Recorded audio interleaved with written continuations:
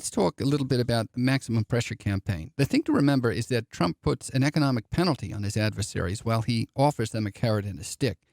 President Trump made good on his pledge to hit Iran with tough new sanctions in the Oval Office today, taking aim at the man at the top, Ayatollah Ali Khamenei. The supreme leader of Iran is one who ultimately is responsible for the hostile conduct of the regime. But in addition to Khamenei, the Treasury Department also slapped sanctions on 8 Iranian military leaders, including the head of the Navy. We are designating people who we believe were responsible for the chain of command, whether they knew it or not. Iran has an elected leader, and it also has this religious leader. It's an Islamic republic. And so he's sanctioning the leaders and also sanctioning the military personnel. We're going to get into a little bit the killing of the Soleimani. One assumes that he was in the chain of command where he's getting sanctioned too. They're trying to take, if they find your money, bank accounts or whatever, they're just going to take it. They're very aggressive kinds of sanctions. So those sanctions are being applied, and what is Iran's response? Is Iran's response going to do this and say, okay, Trump, we'll renegotiate the deal, presumably if that's all that you want? Again, we don't know what the ultimate objective is. We're going to cover that in just a little bit. But what does Iran do?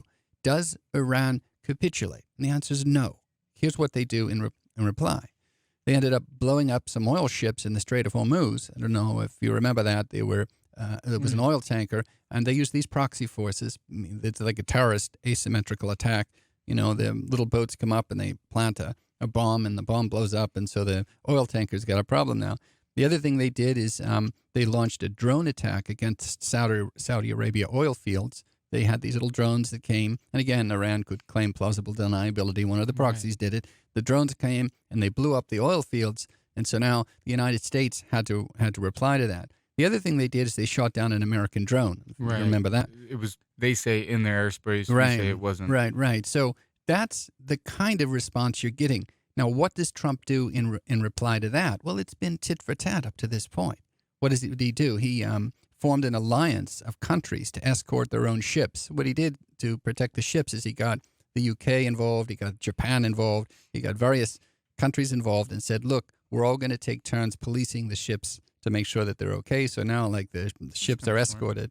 And he formed... And it's an alliance of different countries. Of so different countries. An attack against one of the escorts would be an attack against another country. Correct. That's Correct. And smart. also it has to do with the fact that we don't get the oil from the Straits of Hormuz anymore. It used to be America was dependent on that. Now we're not. That's another important variable Shale here. and fracking that we talked about last time. Exactly. And so the other thing he did is he formed a coalition of Gulf states against Iran. In other words, he started organizing the anti-Iranian neighborhood.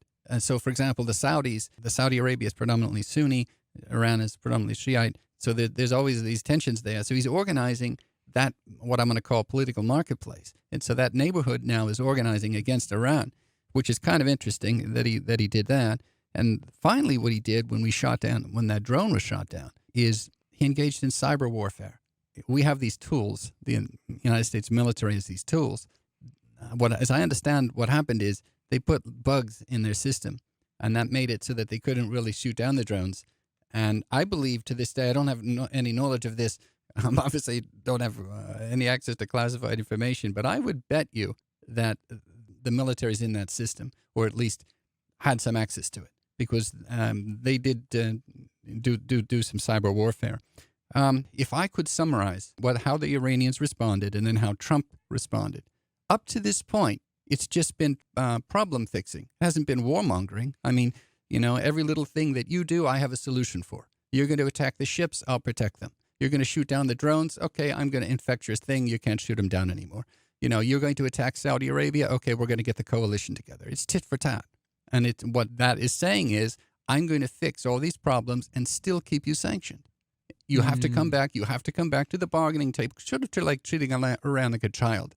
You're holding firm on your. You're still in timeout. Exactly. That's exactly the logic. That's why I love it. While you're scream and here, cry, you're they right. could Yeah, throw you're some still in crayons. timeout. No, Yeah. that's exactly right. So that has been the way it was up until a couple of days ago. Now, to hear that, play clip number 30. But I think as long as they're just being irritants, we're better off to keep increasing the sanctions economically and keep squeezing down the Iranian dictatorship. They're just irritants. Right. They're just Okay. Yeah, it is just like somebody throwing a tantrum is how the U.S. is kind of portraying them or Yeah. responding to them. Yeah. too. So rather than up to this point, up till the killing of this Soleimani, this was what this dynamic was.